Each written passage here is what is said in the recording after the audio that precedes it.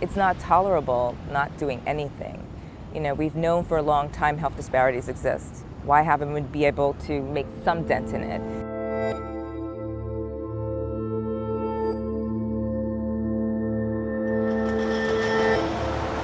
My name is Yvette Calderon, and I'm the chair of emergency medicine at Mount Sinai, Beth, Israel.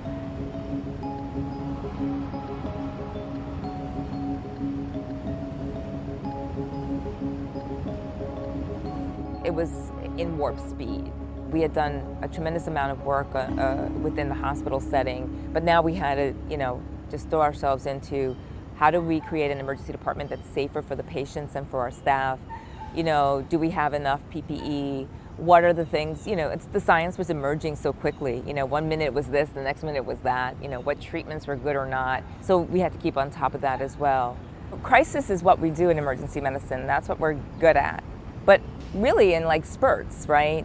You give us a crisis for 12 hours or 24 hours, we deal with it, and then we go on.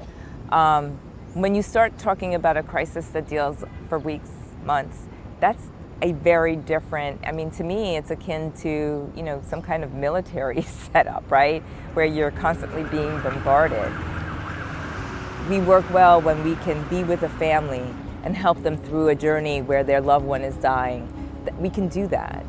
It's very different when you have a person who's at their end of life and you can't have their family around them supporting them.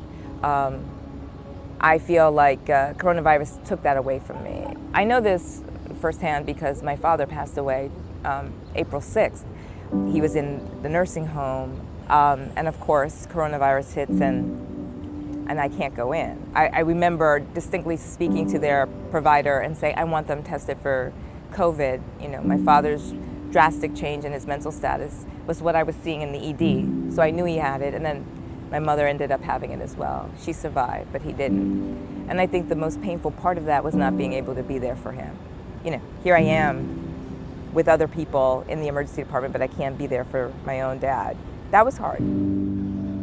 I grew up in the projects, in the Chelsea projects. And so when you're growing up with family that are from Puerto Rico, who have their own issues with literacy and their own journey was difficult, the children tend to be their navigators and their translators. And so, I saw fairly early on between what was around me in the environment and also just personal experiences with my family, with the health system, that, there was a real gap for Latinos within the healthcare arena. In retrospect, now that we know the vulnerable communities, who is more at risk of getting coronavirus, my hope is that those are the communities that we test first. My hope is that those are the communities that we go in and give the vaccine when the vaccine is ready to be given first. I'm going to give you a better mask. Coronavirus has really highlighted all of the social determinants of health, right? The food desert that exists for some, the homelessness, the housing situation that existed for so many and still does. Coronavirus not only highlights this, but also gives us the answer of where to attack first. It's not tolerable not doing anything. We've known for a long time health disparities exist. Why haven't we been able to make some dent in it? And so it's incredibly important for patients to see providers that understand them and can relate to them. I can't tell you many times Latino patients will say to me, I'm so happy that you're my doctor. I'm so happy that you understand what I'm telling you. My father and mom, they didn't have a lot, but they would give whatever they had to anyone else in need.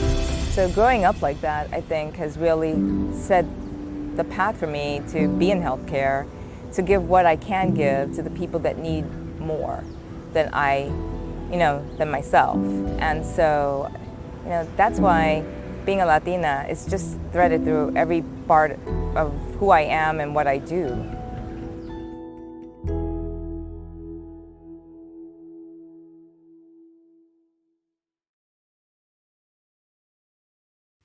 Hey, NBC News viewers, thanks for checking out our YouTube channel. Subscribe by clicking on that button down here. And click on any of the videos over here to watch the latest interviews, show highlights, and digital exclusives. Thanks for watching.